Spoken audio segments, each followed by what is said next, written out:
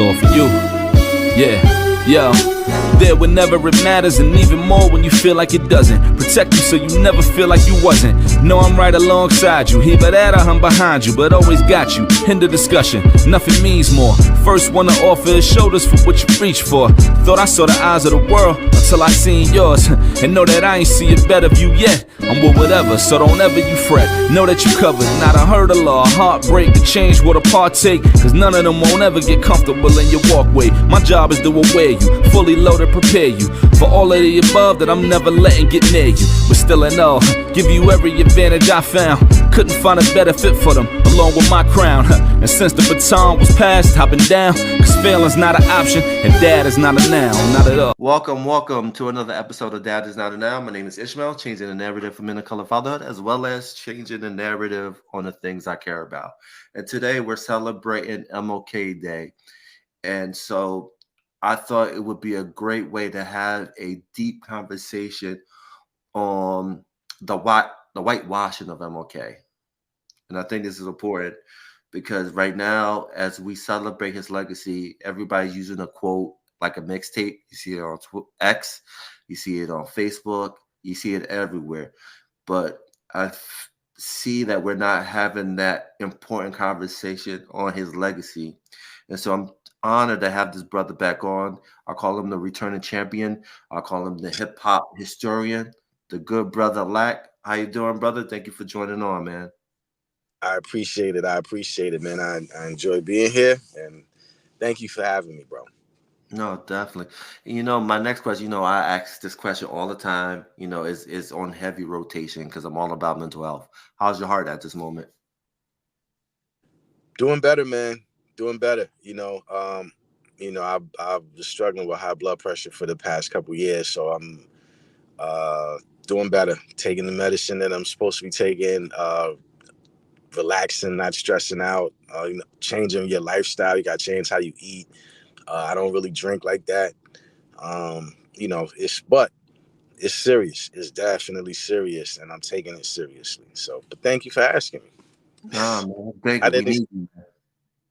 We need you, man. We need you, man. Especially with your vast knowledge when it comes to history, man. Because you're like one of those rare MCs that's in depth in the history of us, and we need you, man. So do what you got to do to stay alive. Because we like I said, I know I'm like repeating myself, and I don't care, but we need you, brother. Thank you, Prem. I appreciate that. Thank you, family. There's a new album on the way out. It's crazy. All right, we're gonna talk about that because I got the ears to the ground, so I definitely want to hear about the new album. So let's last night. So let's dig into this conversation, right? November 2nd, 1983, Reagan signs the bill on the third Monday in January, a federal holiday, to observe King's legacy. But 3 years later, it is not observed until 1986. I can make a case that this is when the whitewashing of Dr. King began. Because before he was assassinated, he was public enemy number one. And then when he was assassinated, I would say 2/3 of Americans basically said he had it coming to him. If you want to start off, what are your thoughts when you think about Ronald Reagan and the start of the whitewashing of MLK's legacy? Well, on the one hand, when you say whitewashing, I feel like there's two things here. Because whitewashing is to me, it's like how you would if you had a picture of Martin Luther King now and he's looking light skinned, right. I think what Reagan did was he was trying to play on the emotion of Black people. And he was trying to use political leverage with one of our icons and a person that was very near and dear to the Black people's community's heart. So I don't necessarily like whitewashing and using him to play him and to play on people's emotions are two different things. But I can understand you saying that was the beginning of the whitewashing, because if he was the first person to make this change, right? Because if we're studying King and we're studying his last days and we're studying those messages, and then all of that's erased, and now you're only focusing on this, the I Have a Dream part of the I Have of that speech. I forget what the name of the speech was, but it wasn't called I Have a Dream. That was like in the middle of the speech. So on the one hand, it was the beginning of the portrayal of his message. Whitewashing, that's just an interesting word, and I think we're arguing semantics, because I think we are saying the same thing. It's just that when I think about whitewashing, like I think about hip hop. Right. And saying, hip hop is it started 50% Latino and 50% African American. To me, that's whitewashing. Right. I don't know what your stance is on that, but I don't necessarily agree with that. And I'm part of hip hop. So and all cultures are, but the foundation had nothing to do with anybody else. But now it's being whitewashed. Right. So that's different than King being used as a political, emotional, basically like a weapon. We're going to take all of the hope that and all of the strategic and all of the smarts that he had, and we're going to give you the I Have a Dream part, and you're going to celebrate his birthday based off hope. You know what I mean? Sort of like, Barack Obama, he came in, hope, hope, hope, hope. And that's what I feel that signing was. Right. So would you say the better terminology would be appropriation of King's legacy? I would, that's another interesting word, brother. Because it's all trickery. Right. You know what I mean? I don't think like the people that like Reagan knew what he was doing.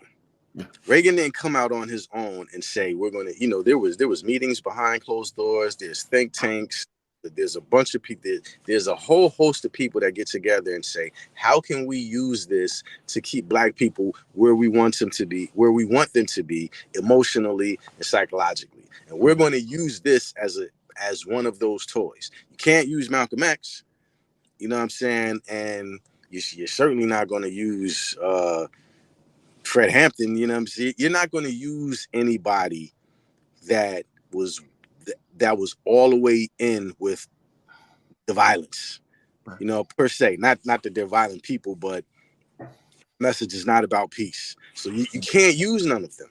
The only person that you can use is King. Yeah.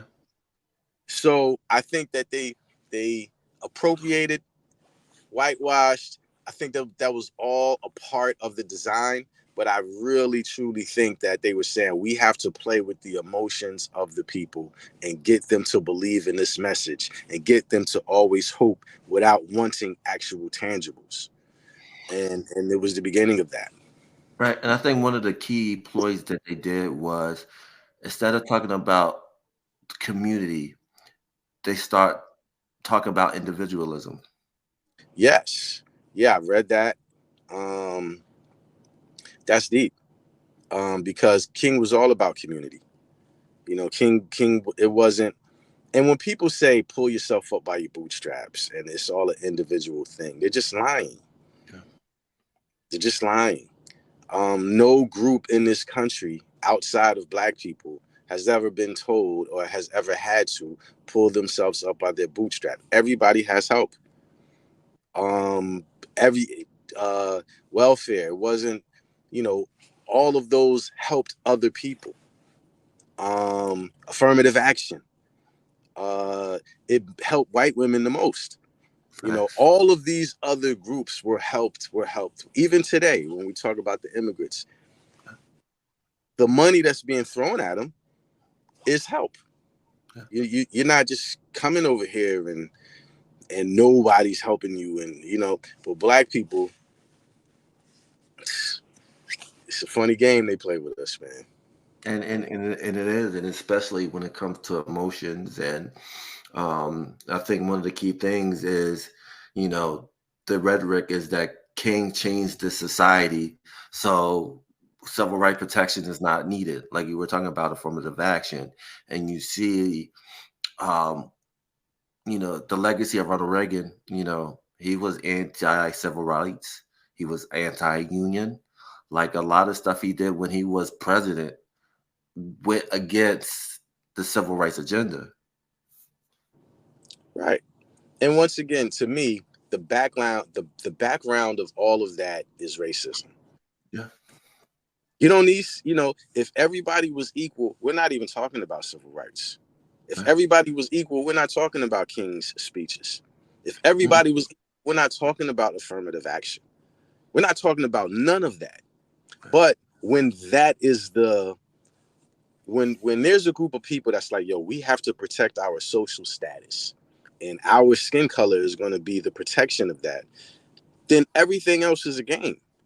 You don't need to have none of these conversations if everybody is actually equal and everybody and the best man win. You only need these tactics when you're trying to keep a system in place. That's when we're talking about, oh, look at his image, and now we're going to take a piece of speech from here, and now we're going to, because now we're trying to craft this image to keep everybody blinded and to keep them all walking this way. So to me, that's the underlying thing. And I didn't always actually feel that way, but wow, racism is very real, and but to me, that's the underlying thing of everything. Right, and I agree with Here. facts, and I agree with you 100% because it doesn't deal with the actual legitimate when you talk about systematic racism and how generationally it affects us over the year, especially in today's society. And so going back to Ronald Reagan, he was like that point man, and his people point man to change that conversation or make Dr. King like the fall guy. I don't like saying the fall guy, but the main guy that ended all that. Right. And what, right, you have to ask yourself, what's the purpose of doing that? Yeah. What's the purpose? It's 2024. Why are we talking about King's message? Yeah. Why are we quoting his speech? Because there's a group of people out there that want to use him as a weapon against the system. And I need you people to think like this. There's you know, there's really no reason for anything of this magnitude to still be transpiring if everybody was equal. So the man is being used whenever they come out with a commercial, whenever they say this is Martin Luther King block, and every community is mostly the horrible block. You know what I mean? Like they really play with us. And the more you know, and the more you read, the more you can see it. But a lot of people don't see that. So they will, especially if you're a person that doesn't study Martin Luther King, and you think that he was just a nonviolent person, and you think that, you know, all he did was "I have a dream" speech. So when you're hearing clips of people say these different things without actually studying the man, it will influence how you go about your life and how you perceive him to be. And it's all wrong, but to you, it's right. You know what I mean? Especially if those are the images, and those that he was a man. You know what I'm saying? Amongst many other fighters that we had. What was you gonna say? I hear you breathing. No. I was listening, but no, but the crazy thing about Dr. King and how he's been appropriated is that we like you said, we don't actually understand his complex story. You know? Who does, right? Yeah, When yeah. how many people do you know that actually know deep other stories about Martin Luther King? I did a song about him. So I studied, you know what I mean? And plus I studied him in college. And I'm just a reader. So me aside, and I'm no genius, you know what I mean? And I don't know everything about the man or nothing like that. But I know a little bit more than the average person. How much do people know about Dr. Martin Luther King? Outside of the I Have a Dream speech and he was nonviolent. What else do you know? And I think And one it is thing too is that okay, bro. No, no, no, no. I feel you on that. And I think one of the things that a lot of people don't talk about is that he questioned everything. he was, Even do you know there's like a volume of books that he wrote? It's almost like a darn encyclopedia. So he does question everything, but he had a lot of answers. You know what I'm saying? And I like I said, well, not like I said, but when you say he questioned everything, I think that he adapted to the time frame that he was in because he saw the climate changing around him in real time. He was the person that was traveling around the country, even around the world, talking about the benefits of people, talking, so when you do that and you coming from, I think he's from Atlanta. yes. So you go from Atlanta, then you go to California, then you go to Chicago, then you in New York, then you in the Midwest. This is in the 60s. This is in the 50s. This is in the 60s. You have a different, you see things in real time. It's not like today where everything is online. Yeah. People in New York didn't know immediately what was going on in California. But King did, because he was traveling and he was doing this. You know what I mean? So I think that him questioning everything was him adapting to what he saw in real time. And I agree with you 100% because the one thing if you read like some of the speeches or some things he talked about, like he was definitely anti-capitalism. Like if you hear his rhetoric, that it was a form of economic apartheid. What do you think about that? What with me No, personally, I feel like Apple, the Hmm? part of do you feel like capitalism is economic apartheid? It is because what it does is it takes resources from the people that need it the most, Mm-hmm. and it gives it to the people that don't need it. Because someone is being taken advantage of when it comes to capitalism. Whether it's in this country or abroad.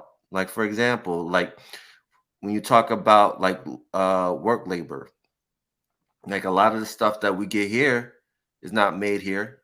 It made in other countries for like 10 cent, you know? And Mm-hmm. so it plays a major role because what it does, it suppresses communities to uplift themselves because they got that boot on their neck. Okay. Another way to look at that is that evil spirits in high places is what turns capitalism into something sour. It doesn't have to be that way.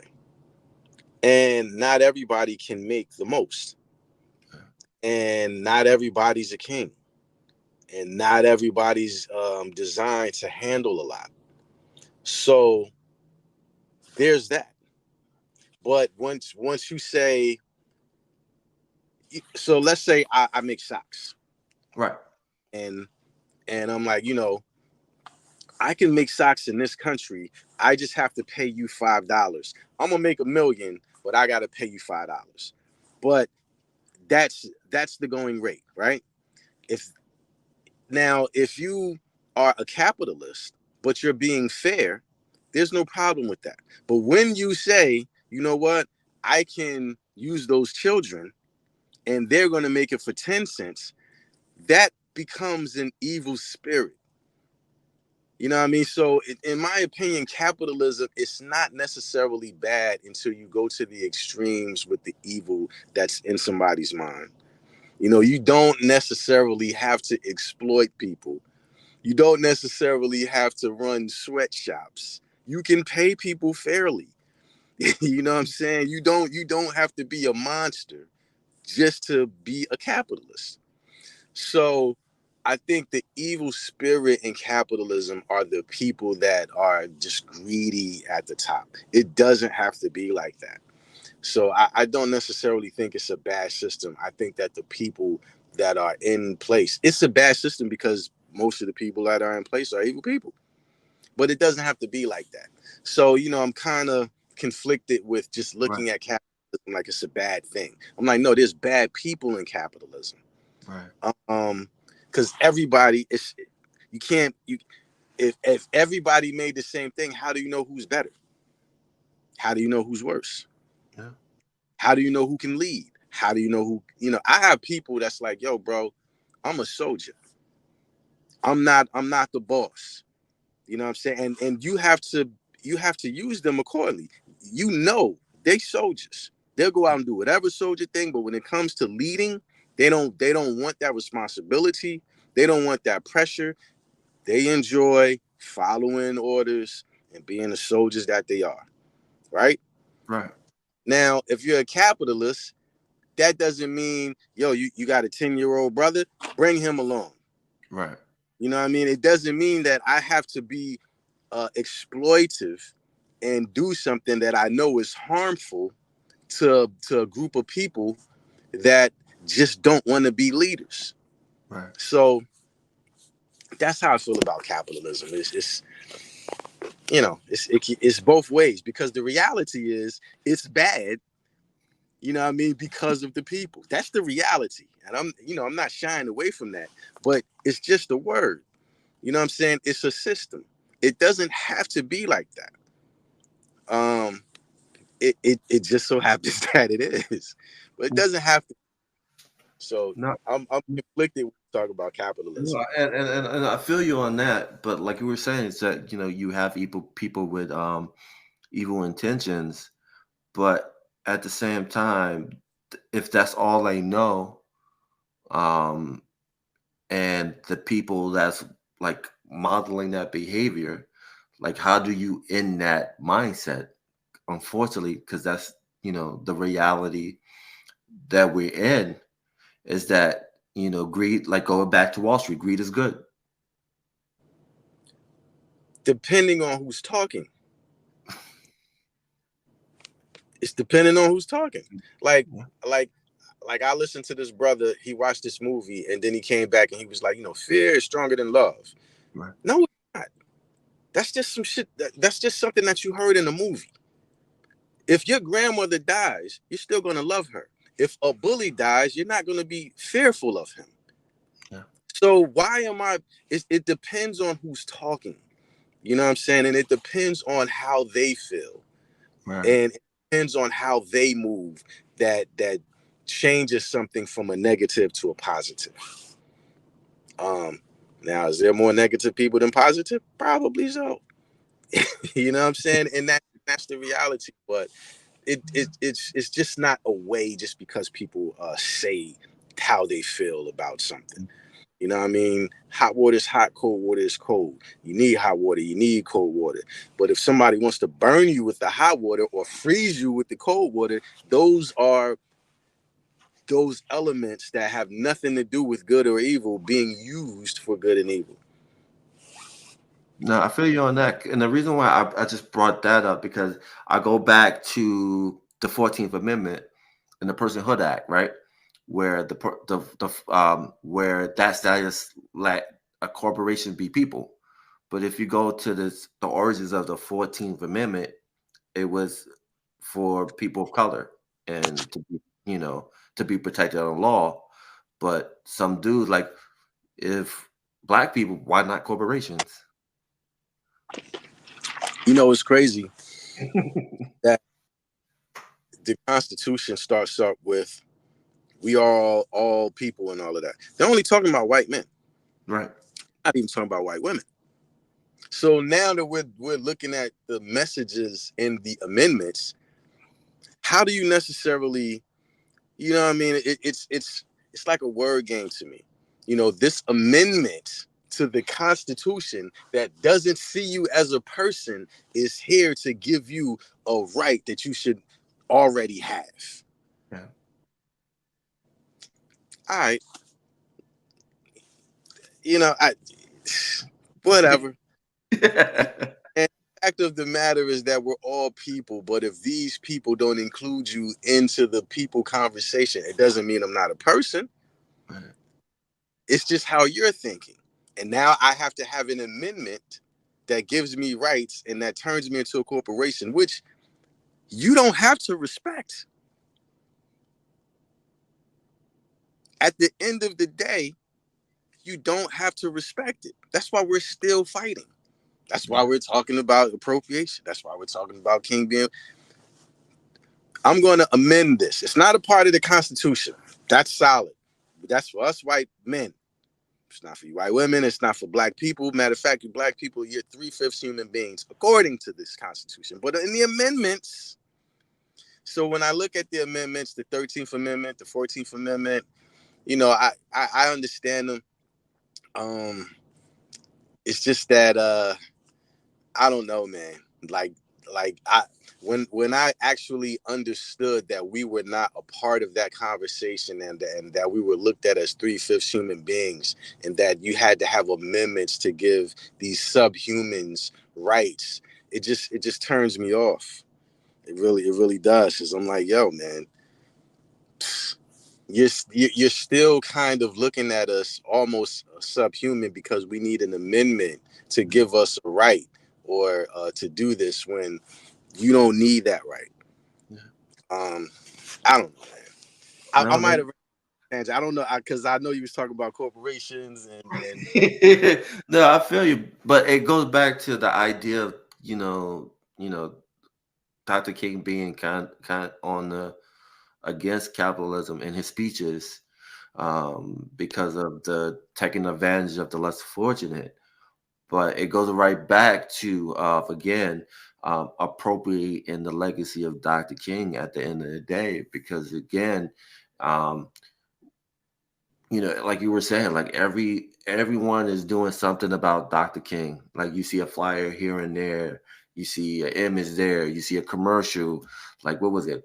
Was it 6, 7 years ago? Was it Buick that had like a likeness of Dr. King while some dude was driving the car, and then you got AI that's doing these images of Dr. King wearing a hoodie, wearing gold chains and things like that, and it dilutes his message because he becomes now a image for profit and clicks and views. True, but if you read and if you study him, none of that happens, right? I agree. But if you just look at a click, then that. So, his message. How can Dr. Martin Luther King's message be diluted? Yeah. It can't be. The only thing that can happen is you cannot know enough about the man. You can see something, and then you could run with that as the thing, and that's what's happening. And I feel like that's what you're saying, and all of the words that we are attaching to that, it comes back to the same thing. It comes back to the mental trickery. It comes back to, oh, you want to, Martin Luther King was this great, powerful man that was murdered along with his mom and his brother, but he had a message of nonviolence. So that's all we want you to know. So let's put this out and let's, it's like my kids will never be fooled by those messages because I talk to them about Martin Luther King. I talk to them about everybody. So the people that are and who is behind those messages, right? Yeah. So when you talk about the car commercial, who produced that? Yeah. Who made the car? Yeah. Who made the decision to put Martin Luther King in it? What was their intention of was it to sell cars? Was it to spread a message of peace? You know, so it's when you get behind it, you can always find the truth. But if you're not interested in the truth, then it doesn't matter. And you know, another thing that I've noticed, you know, I was having an important conversation yesterday with a longtime friend of mine, and he was like, "Yo, within the black community, it's only important in the black community." And that was really deep to me, because he was like, yo, we think that people outside of the black community are interested in what's going on inside the black community, and they are not at all. And then we was talking about power. Right. Because you know, this is my man, he's an actor, he's on a television show. Okay. He was just real quick, because I know I'm just getting off topic here. But he was like, yo, everybody in every black community is going to know about power. Mm-hmm. Right. And then he told me the numbers. He was like, and these are the numbers that he gets. He was like, but nobody talks about this show. And the numbers that gets is within the millions. But black people think that everybody on the planet is talking about power, without knowing that other races don't care to watch black people in whatever nonsense that we want to. They don't care. No. Nobody outside of us is interested in watching anything black. And my man, he's in the movie The Color Purple. So we was, you know, he was like, yo, he went to the screening. It was like this, the joint was empty. Right. Wow. You know what I'm saying? He's in the movie at a premiere. He was like, yo, but you know, he lives in Hawaii. You know what I'm saying? He was like, yo, none of these Hawaiians. He was like, if you go into a black barbershop and you say any line from Color Purple, everybody's gonna know. He was like, once you step out of the black community, nobody cares about that movie. So when we have these messages, we have to understand that there are people that understand that are pushing these messages to us, and that they're giving us false information. And either we're going to know more about it and know what's real, or we're not. No, facts, man. I agree with you on that point. Is that the only time they care about black people is through hip hop. Because, but everything else. But right now, if you think about hip hop right now, what was the last top hit of? I don't think any hip hop track went number one on the Billboard this year. Or the previous. And the crazy part about that, right, is hip hop is not in the mainstream media. Hip hop is not controlled by the hip hop community. Yeah. So we're not buying it. Nope. But if you go to a Nas or Wu-Tang concert, it's sold out. If you go to a Busta Rhymes concert, I just saw Busta Rhymes and 50 Cent. I was in New Mexico. The joint sold out. You know what I'm saying? Like, the real hip hop audience that's not getting the representation on the radio. We still love authentic hip hop music. I had to go out and travel to see that. Wow. Because you would think Big Daddy Kane ain't gonna sell no tickets. You would think Nas is not gonna sell no tickets. Imagine Jay-Z come do a concert. So the real audience is still paying attention to real. That's why Jadakiss and a lot, like everybody, and the new form of hip hop, in my opinion, it lacks passion. You know what I'm saying? When I got into hip hop, or when the artists that I'm talking about got into hip hop, everybody had to be different. Nobody was really making no money like that. You had to do it from your heart. You had to do it from passion. You wasn't doing it to get clicks. You wasn't doing it to get girls. You wasn't doing it for none of that. It just, you're a poet, right? And you make words rhyme. Now it's like, yo, I'm doing this to get on. I'm doing this to get likes. That's the new hot sound. I'm gonna copy that sound, and then I'm gonna blow, and then I'm gonna get big. So it's the passion is missing. So when you listen to the radio, everything sounds the same, or it sounds like something from the 80s to me, like the cadences and the words that are being used. But then if you go to a underground battle rap joint, and everybody's spitting bars, you're like, yo, this is not what's on the radio. You know what I'm saying? So it's hip hop is Oh man, they really, once it became a $1 billion industry, everybody within the corporate community stuck their hands in it and changed it and remixed it. And you can't do that. You can't do that. It's a real thing. It's a real culture. It started from a real place. So once you get outside of that, nobody's going to buy it. Facts, right. And I think that applies to Dr. King is that, Dr. King, he came out there in pure innocent trying to make a difference.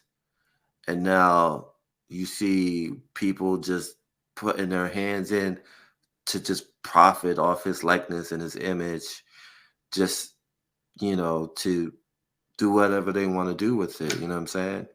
And to me, that's how I see it. And I think it's messed up because he didn't die to just be in a Buick commercial or a McDonald commercial in his likeness.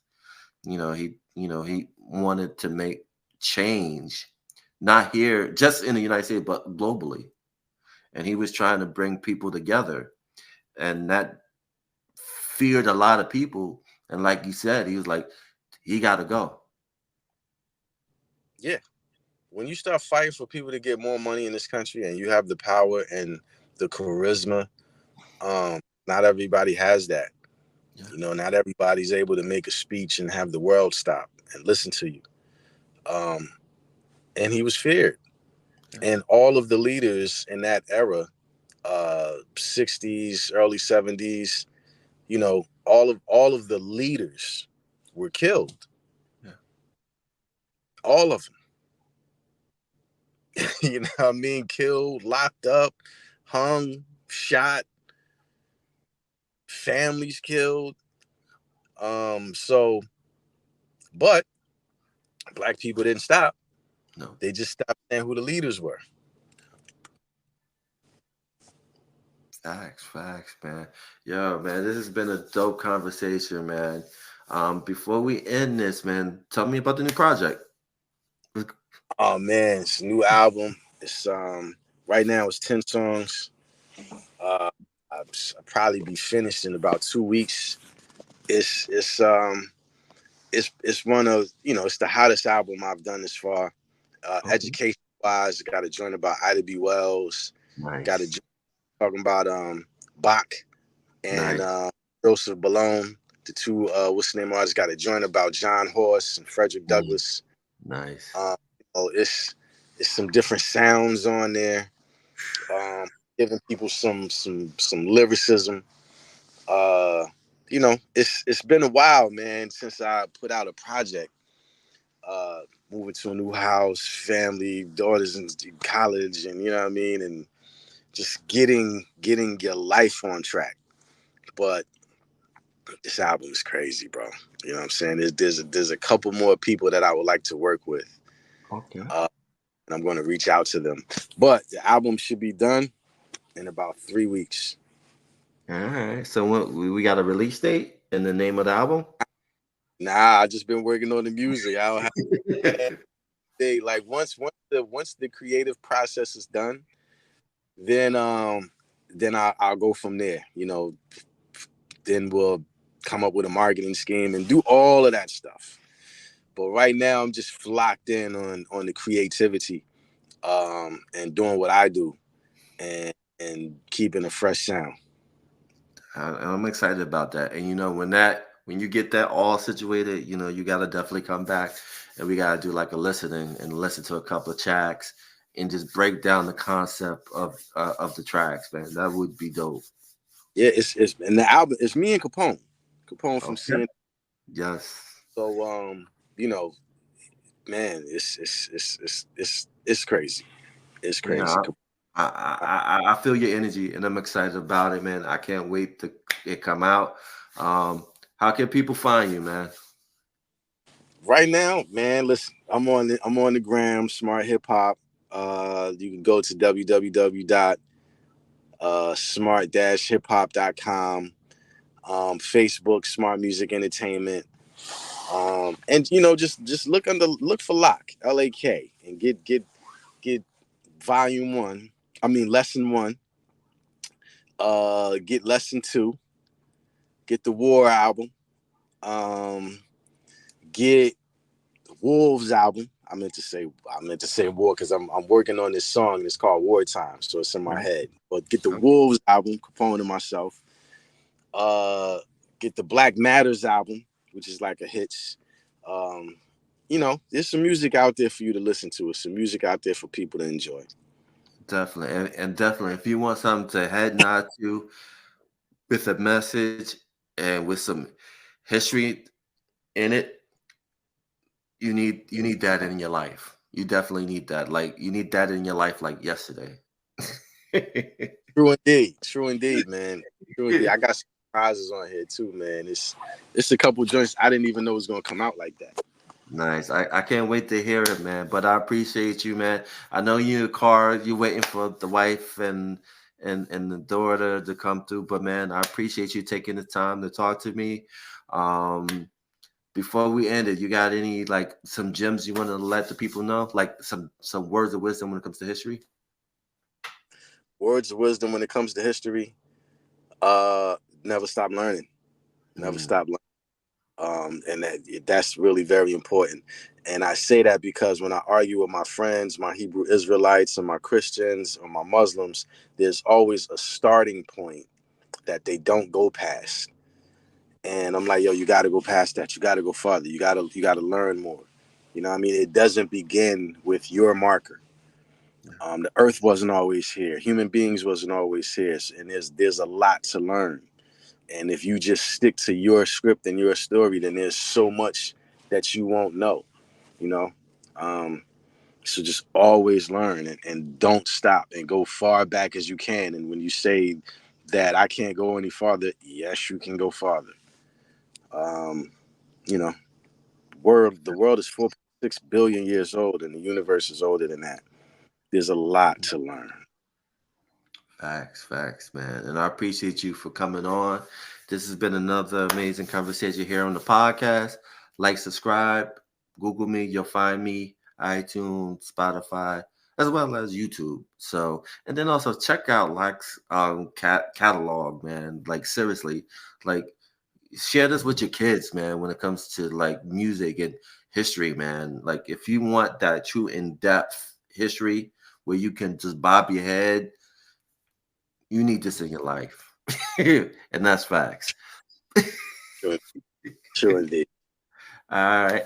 Again, this has been amazing, and we're out. Peace. Hey.